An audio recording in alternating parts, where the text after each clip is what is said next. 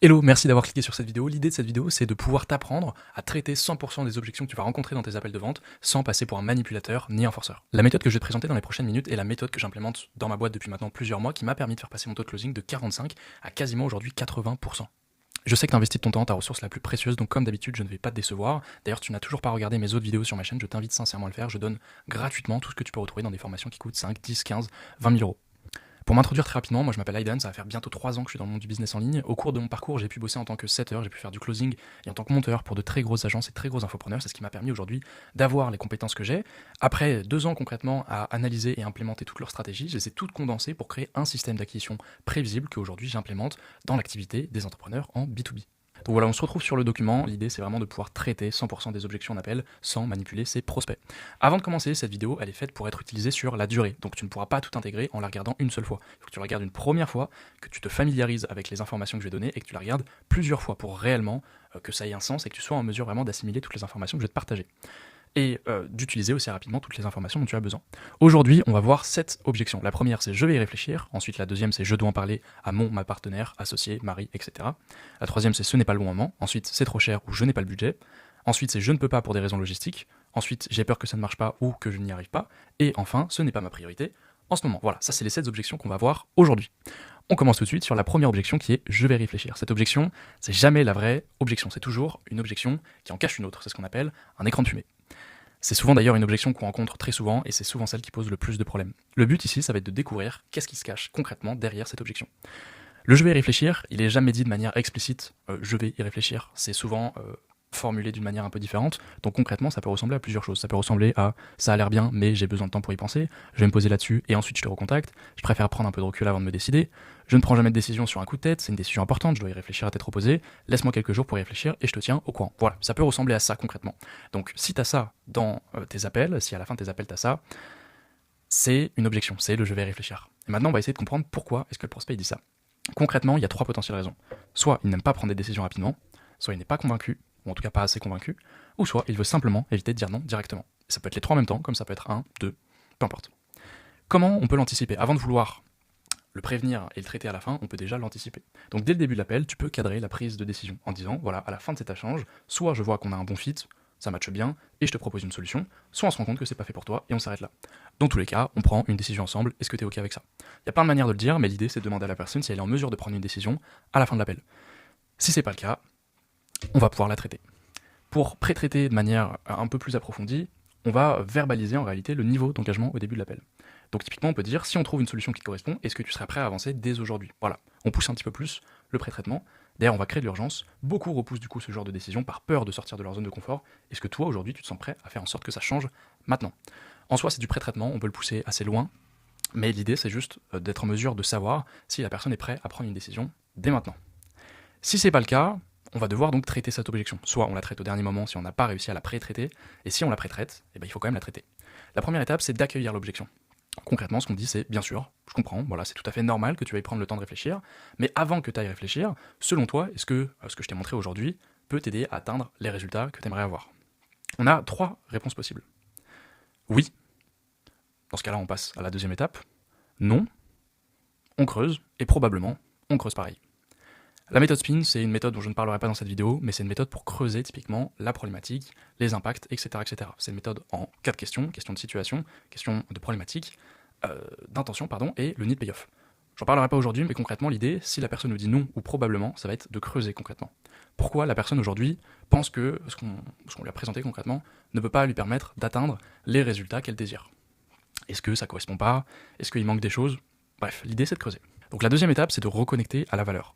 On dit du coup pour quelles raisons est-ce que selon toi ça pourrait t'aider? On va vouloir expliciter les raisons concrètes pour lesquelles la personne pense que ça peut l'aider et lui apporter de la valeur. La personne ensuite elle va nous donner les raisons pour lesquelles ça peut l'aider et ensuite on va venir récap et on va du coup lui demander de manière encore un peu plus explicite de valider des éléments. Ok, donc si je comprends bien, tu as vraiment la sensation que cette solution peut réellement t'aider à avancer vers X, Y, Z résultat. Là, encore une fois, on vient expliciter et on vient chercher un oui. Donc là, logiquement, la personne, si elle arrive à cette étape, elle validera encore une fois et elle répondra oui. Donc là, ça fait déjà deux ou 3 oui qu'on obtient, ce qui est déjà pas mal. Et ensuite, l'idée, ça va être de creuser un petit peu plus pour découvrir réellement la vraie objection. Donc, ce qu'on va dire, c'est, donc ok, si tu es déjà convaincu que c'est la bonne solution pour toi, à quoi est-ce que tu as besoin de réfléchir? Et là, on va découvrir en réalité l'élément qui bloque. Budget, peur, partenaire, mauvais moment, etc. Et là, on va pouvoir creuser sur ces objections, et ainsi de suite. L'idée en fait des objections, c'est à chaque fois de découvrir qu'est-ce qui se cache derrière l'objection, et ainsi de suite, jusqu'à trouver l'élément qui bloque réellement, et y apporter une solution. Ensuite, on a la deuxième objection. Je dois en parler à ma partenaire. C'est souvent un écran de fumée, mais ça peut être aussi logistique, et dans ce cas-là, on peut rien y faire. On va devoir creuser un petit peu en tout cas pour faire ressortir la objection et savoir si c'est uniquement de la peur ou si c'est réellement logistique. À quoi ça ressemble? Encore une fois, la personne ne va pas dire je dois en parler à mon partenaire. C'est rare. Souvent, ça va être il faut que j'en parle avec ma conjointe. Je prends jamais de décision seule. J'ai un associé, je dois voir avec lui. Je vais demander l'avis de mon entourage avant de me décider, etc. Il y a plein de manières dont on peut formuler cette phrase. Le prospect dit ça parce que soit il a réellement besoin de l'avis de quelqu'un d'autre, pour des raisons logistiques, soit il cherche une validation extérieure parce qu'il doute, ou soit il s'en sert comme excuse pour ne pas prendre une décision seul. On peut l'anticiper d'une manière très simple. Typiquement, avant de présenter son offre, ou à la fin, mais le mieux c'est de le faire avant, honnêtement, surtout si on veut l'anticiper, on va poser une question très simple, c'est de savoir si sur ce type de décision, il ou elle est la seule décisionnaire. Est-ce qu'aujourd'hui, tu es la seule personne qui prend une décision, ou est-ce que tu as besoin d'en discuter avec quelqu'un d'autre? Derrière, on peut aussi du coup ajouter du pré-traitement en disant voilà, ce que je propose, c'est qu'on se planifie du coup un appel à 3, à 4, en fonction du nombre d'associés, partenaires, etc., du nombre de personnes en tout cas avec qui la personne doit en discuter, pour que il, elle ait toutes les infos et qu'on puisse discuter, échanger et qu'ils puissent me poser leurs questions directement. Est-ce que c'est ok? Donc l'idée c'est de savoir si la personne est la seule ou le seul décisionnaire. Si ce n'est pas la seule, derrière, on va du coup proposer un appel avec ces autres personnes-là pour pouvoir échanger avec elles directement et qu'il n'y ait pas cette excuse de voilà, je dois en parler avec quelqu'un d'autre, donc on repousse la prise de décision. Derrière, pour réagir à cette objection, on va pareil suivre 3 étapes. Première, on accueille l'objection. C'est toujours la première étape dans le traitement d'objection. Yes, bien sûr, moi aussi j'ai une femme, donc je comprends totalement que tu veuilles lui en parler, évidemment, si c'est vrai, on ne dit pas ça si on n'a pas un conjoint ou une conjointe. Derrière, on va creuser encore un peu plus. Avant que tu ailles en parler à ta femme, selon toi, est-ce que ce qu'on a vu aujourd'hui peut te permettre d'atteindre les résultats que tu désires? Puis, pour quelle raison est-ce que ça peut t'aider selon toi? Encore une fois, on va venir chercher et identifier la valeur. Là, on enchaîne 2 oui, 2 réponses positives. Encore une fois, il se reconnecte à la valeur. Étape 2, on mobilise l'alliance avec le partenaire.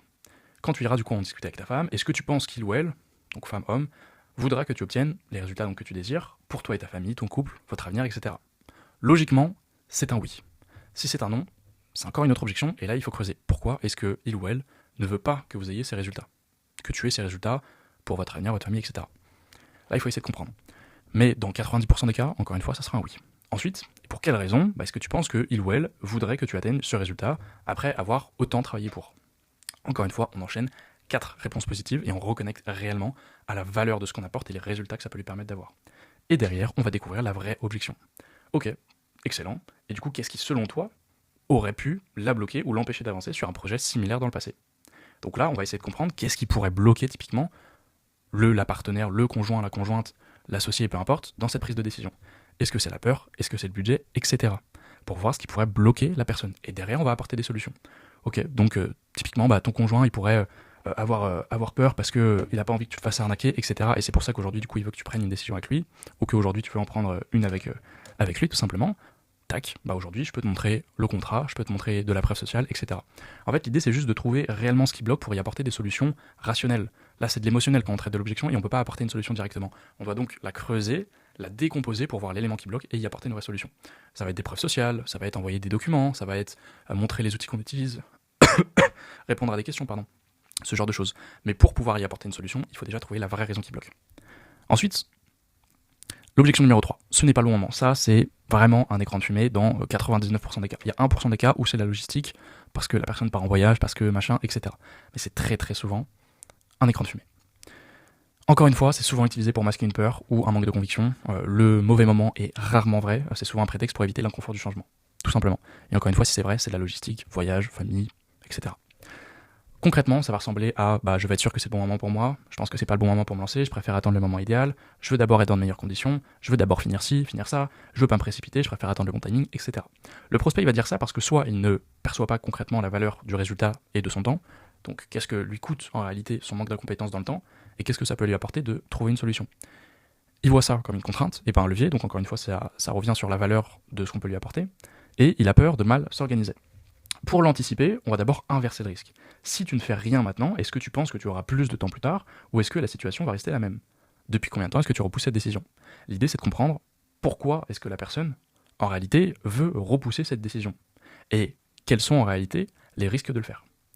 Derrière, on va montrer que le moment idéal n'existe pas. Donc si tu avais commencé il y a 6 mois, où est-ce que tu en seras aujourd'hui? Imagine que dans 6 mois, tu es toujours au même point, comment tu vas te sentir? Ça, c'est ce qu'on appelle la méthode SPIN, j'en ferai probablement une vidéo.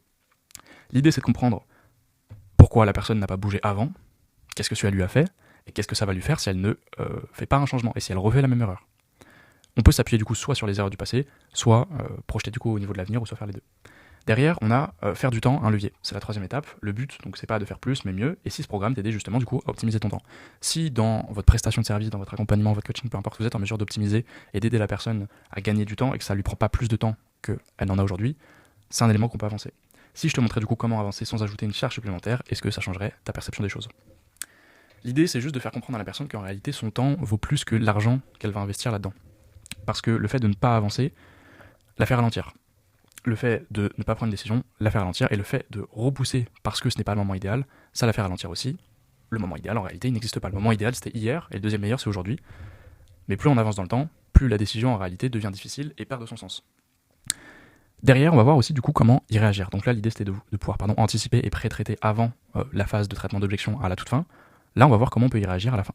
Première étape, c'est de comprendre son concept du bon moment. Pour toi, c'est quoi concrètement le bon moment? Pourquoi tu me dis que c'est pas le bon moment aujourd'hui? Il va répondre quand j'aurai fini X, quand j'aurai plus de temps, etc., etc. Donc là, on va creuser pour démontrer que en réalité, ce moment, il n'arrive jamais. La deuxième étape, c'est donc de démontrer que c'est un piège. Dans le passé, combien de fois tu t'es déjà dit ça? Est-ce que le moment parfait est déjà arrivé dans le passé? Si tu attends encore 6 mois, qu'est-ce qui garantit en réalité qu'il n'y aura pas un autre imprévu et un autre moment comme aujourd'hui? Troisième étape, c'est de montrer le coût de l'inaction. Si tu continues à attendre, où est-ce que tu en seras dans 6 mois, où est-ce que tu en seras dans un an? Exemple du coup par marché. Pour le marché de l'argent, attendre, ça te fait perdre X euros de revenus potentiels par mois. Pour la santé, ça fait aggraver ton problème et ça te fait perdre de l'énergie, etc. Et pour la relation, attendre, ça fait rester dans la même situation et dans les mêmes schémas. L'étape 4, c'est de transformer le timing en un argument pour agir. Donc aujourd'hui, si tu manques de temps, est-ce que ça ne veut pas dire qu'il est urgent de trouver une solution pour justement optimiser ce temps-là? Derrière, il y a plusieurs recadrages. Pour l'argent, donc tu n'as pas le temps, justement, investir dans une solution va t'apprendre à gagner plus en travaillant moins. Pour la santé, t'es fatigué justement, si tu ne fais rien maintenant, ça va empirer. Relation, tu es débordé, des relations épanouies te donneraient plus d'énergie. Et la dernière étape, c'est de forcer une décision qui est ferme. L'idée, c'est pas de forcer la personne, c'est de forcer la décision. Si tu avais la certitude d'être dans une bien meilleure situation dans 6 mois grâce à cette décision, est-ce que tu préférerais commencer aujourd'hui ou repousser encore au risque de ne jamais le faire? Et le dernier recadrage, c'est de donner cet exemple-là. Il y a deux types de personnes, celles qui repoussent et restent bloquées, et celles qui prennent une décision et qui avancent. Tu veux faire partie de quel groupe? Ça, c'est un biais psychologique, ça permet à la personne de s'identifier à la personne qu'elle veut devenir. On peut donner aussi d'autres exemples. Typiquement, est-ce que tu penses que l'entrepreneur, la version de toi qui fait X euros ou qui a X situation, est-ce que tu penses qu'elle prendrait une décision maintenant ou est-ce que tu penses qu'elle repousserait et qu'elle attendrait encore plus? Ça, c'est des biais psychologiques qui permettent aux prospects de s'identifier à une situation qu'ils aimeraient avoir. Donc forcément, c'est plus simple pour eux de prendre une décision. L'objection numéro 4, c'est une objection assez fréquente, c'est le c'est trop cher ou j'ai pas le budget. Soit c'est un écran de fumée, ou soit pour le coup c'est de la logistique. Donc il y a 3 raisons. Soit le prospect ne perçoit pas assez la valeur, soit il a peur d'investir, soit concrètement il n'a pas les fonds. Ça ressemble à c'est trop cher pour moi, j'ai pas le budget, si c'était moins cher j'y réfléchirais, je dois voir si je peux me le permettre financièrement, c'est un gros investissement, je sais pas si c'est raisonnable, et j'ai d'autres priorités financières et je dois voir comment je peux financer ça. Le cas numéro 1, il ne voit pas la valeur. Pourquoi? Parce que concrètement il comprend pas la solution, il comprend pas que ta solution va résoudre son problème. Il ne visualise pas concrètement l'impact dans sa vie. Il compare aussi avec d'autres solutions moins chères ou gratuites et il sous-estime l'importance d'investir maintenant. La solution, ça va être de créer un écart énorme entre sa situation actuelle et sa situation désirée. Pour ça, on utilise du coup la méthode SPIN, situation, problème, implication, pas intention, tout à l'heure j'ai dit intention, et besoin, donc ce qu'on appelle le need payoff. Pour l'appliquer concrètement, donc on a le marché de l'argent, le marché de la santé et le marché des relations, on va les faire un par un.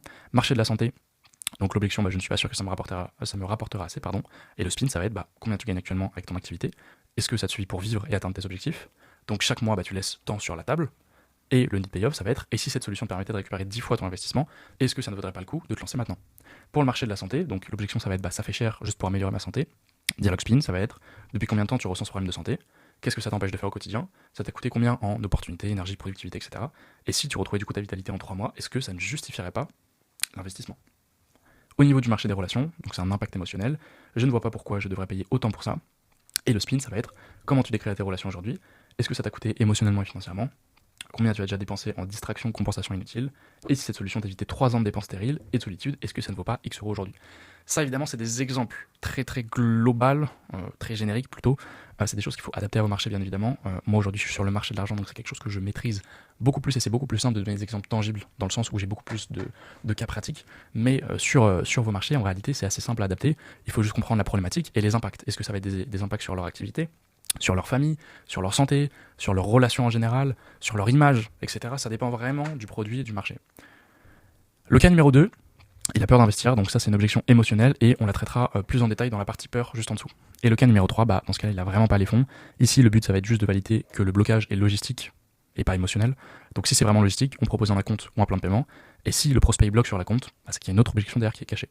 Donc pour résumer concrètement sur la gestion de l'argent, l'idée ça va être de créer une vision claire du coût d'une action, de mettre en lumière le retour sur investissement et d'aider le prospect à comprendre qu'il perd déjà de l'argent quand en réalité il ne prend pas une décision. L'objection numéro 5, je ne peux pas pour des raisons logistiques. Une objection qui est souvent floue mais qui est toujours contournable. La logistique, ça peut vouloir dire énormément de choses. Il faut donc revenir sur les fondamentaux, les premiers principes. Les 3 grands types d'objections logistiques, c'est ressources, donc matériel, argent, compétences, outils et technologie, le temps, manque de temps et emploi du temps trop surchargé, et conditions, donc attendre un événement ou une validation externe. Il y a donc 2 cas possibles. Soit c'est une objection qui est vraiment bloquante, soit c'est une objection qui n'est pas bloquante. Si le prospect n'a pas ce qu'il faut pour démarrer, c'est une vraie contrainte. Typiquement, il n'a pas le matériel, le logiciel, il lui manque une ressource, etc. Pour l'anticiper, il faut identifier la contrainte rapidement. Qu'est-ce qu'il te manque pour être prêt à démarrer ? Ensuite, on va proposer une solution temporaire, et si on utilisait une version simplifiée pour commencer, ou si on faisait ça avant, est-ce que ça te permettrait de démarrer plus tôt ? Ensuite, on valide la faisabilité. Est-ce vraiment indispensable, ou est-ce qu'on peut avancer quand même ? Ça, pour le coup, encore une fois, c'est un exemple qui est générique, il faut pouvoir l'adapter. Une contrainte logistique, ça va vraiment dépendre des marchés. Si, dans votre cas, il y a besoin d'éléments logistiques pour votre prospect avant qu'il démarre, effectivement, c'est des objections que vous pourrez rencontrer. Ensuite, on a le cas numéro 2. Dans ce cas-là, c'est une objection qui est non bloquante, et c'est une excuse émotionnelle et mentale. Souvent, c'est juste une peur qui est déguisée en réalité. Le prospect, il a tous les moyens et il est en mesure de commencer, mais il se trouve des raisons pour ne pas le faire, tout simplement. Typiquement, ça peut ressembler à je ne suis pas encore prêt techniquement, je dois d'abord terminer un autre projet, je suis trop débordé, etc. L'idée, ça va être de clarifier d'abord la nature du blocage. Est-ce que ça t'empêche vraiment de démarrer ou c'est un plus de timing, de confort, etc. On va ensuite simplifier la première étape, et si on commençait juste par une action simple, est-ce que tu penses que ça serait faisable ? Et ensuite, on va recentrer sur les bénéfices. Si tu attends, tu repousses aussi les résultats, est-ce que tu es sûr de vouloir ça ?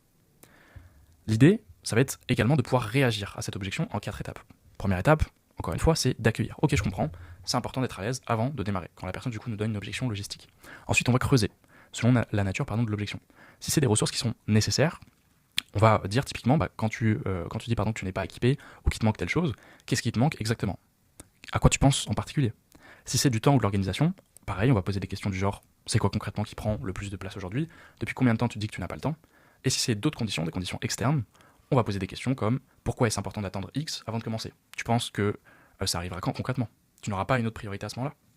Ensuite, on va isoler. Donc si on règle cette question ensemble, est-ce qu'il y aurait autre chose qui t'empêcherait d'avancer ?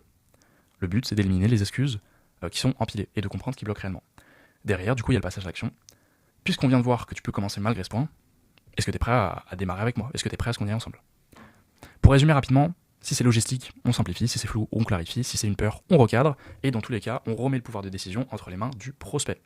Mais encore une fois, ça va dépendre de la logistique. Si c'est bloquant, on peut rien y faire malheureusement, proposer des solutions externes pour démarrer plus lentement, et si c'est non bloquant, juste on va essayer de décortiquer l'objection pour comprendre ce qui bloque concrètement et apporter une solution pour être prêt à démarrer. L'objection numéro 6, c'est j'ai peur que ça ne marche pas ou que je n'y arrive pas. C'est une objection émotionnelle, c'est pas une objection qui est rationnelle. Et comme toute peur, elle se traite en douceur, avec méthode et sans brusquement. Pourquoi le prospect dit ça concrètement ? C'est parce qu'il lui manque de la confiance en toi, donc le vendeur, en lui-même, le prospect, et en la solution. Cas numéro 1, il doute de toi. Ça veut dire qu'il veut être sûr d'être entre de bonnes mains. À quoi ça ressemble concrètement ? Ça va être comment est-ce que je peux être sûr que ça va fonctionner avec toi ? Pourquoi toi et pas quelqu'un d'autre ? J'ai déjà essayé avec d'autres et ça n'a pas marché. Tu as déjà accompagné des gens dans mon cas ou je ne te connais pas assez pour être sûr de te faire confiance. Pour l'anticiper, c'est relativement simple, on va poser des questions comme est-ce que ça te rassurerait que je te montre des exemples de personnes dans ta situation qui ont obtenu X, Y, Z résultats ?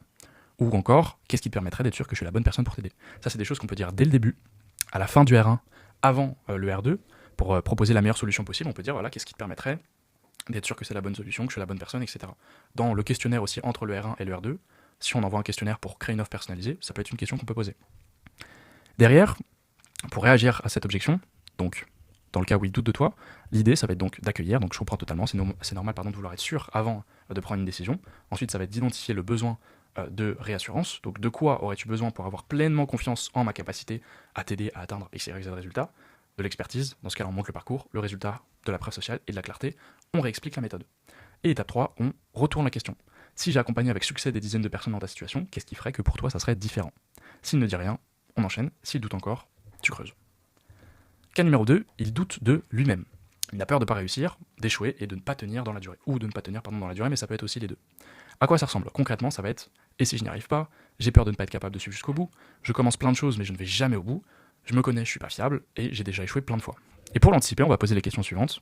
Est-ce qu'il y a déjà une situation où tu doutais de toi, mais où tu as fini par réussir?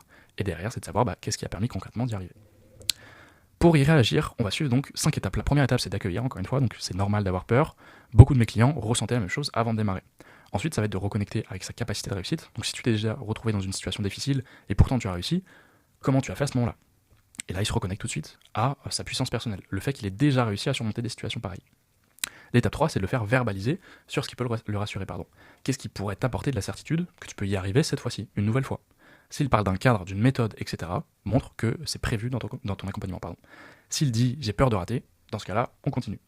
L'idée de l'étape 4, ça va être de réduire la peur à sa vraie forme. Le seul moyen de savoir si ça va marcher pour toi, c'est d'essayer. Ça, c'est sûr. C'est la seule réponse qui est logique. Et donc l'étape 5, ça va être de reconnecter à l'enjeu. Pourquoi est-ce que c'est important pour toi de réussir maintenant? Puis derrière, on pose une question polarisante. Est-ce que tu veux rester dans ta situation actuelle ou donner une vraie chance de changer? Et le cas numéro 3, c'est quand il doute de ta solution. Il se demande si ta méthode est vraiment adaptée à lui. À quoi ça ressemble? Ça va être concrètement, comment être sûr que cette méthode fonctionne vraiment? J'ai testé plein de trucs, mais ça n'a pas marché. Et si c'était pas adapté à moi? Est-ce qu'il y a une garantie? Pour l'anticiper, on peut poser 3 questions. Qu'est-ce que tu recherches exactement comme solution? Si tu pouvais avoir une solution idéale, à quoi est-ce que ça ressemblerait? Et qu'est-ce qui te fait penser que celle-ci peut t'aider? Pour y réagir, on va suivre pareil 5 étapes. La première, accueillir, c'est normal de vouloir être sûr que c'est la bonne solution. L'étape 2, de tester la conviction. D'après ce qu'on a vu, tu penses que cette solution peut t'aider? S'il dit oui, on continue. Sinon, on creuse. Pourquoi est-ce que ça ne peut pas l'aider? Étape 3, on va faire verbaliser son besoin de clarté. Qu'est-ce qu'il te faudrait clairement pour être pleinement confiant que cette solution puisse t'aider? On obtient du coup le vrai besoin à rassurer. Derrière, on va inverser la perspective. Si ça a fonctionné pour X, Y, Z, qu'est-ce qui ferait que ça ne fonctionnerait pas pour toi? Il réalise que le doute vient de lui et pas de la solution. L'étape 5, ça va être de remettre le pouvoir dans ses mains. Le seul moyen de savoir si ça marche pour toi, c'est d'essayer. Dernière objection, ce n'est pas ma priorité en ce moment. Donc ça, c'est ce que le prospect dit, mais c'est jamais réellement ce qu'il pense. Derrière cette phrase, il se cache souvent une peur, un manque d'engagement ou une non-perception de l'urgence. Donc typiquement, ça ressemble à j'ai d'autres choses plus urgentes à gérer, je préfère me concentrer sur X pour l'instant, je reviendrai vers toi quand ça sera plus calme, je suis pas sûr que ça soit le moment, ce n'est pas le moment de mettre ça en haut de la pile, etc. Le prospect dit ça pour plusieurs raisons. Soit il ne perçoit pas encore la valeur de la transformation, il ne réalise pas le coût de l'inaction, ou il n'a pas encore fait de lien clair entre ton offre et ses objectifs. Pour l'anticiper, on va poser des questions d'ancrage dès l'exploration.